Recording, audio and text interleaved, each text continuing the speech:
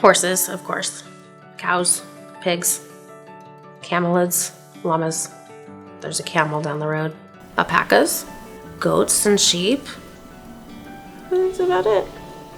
Back in 1980 when I started this practice, that it would be anything like this. I had envisioned 2 to 3 veterinarians in the practice and taking care of a variety of animals. I had no idea we'd have so many employees, so many fantastic technicians and caretakers, just people who really love what they're doing.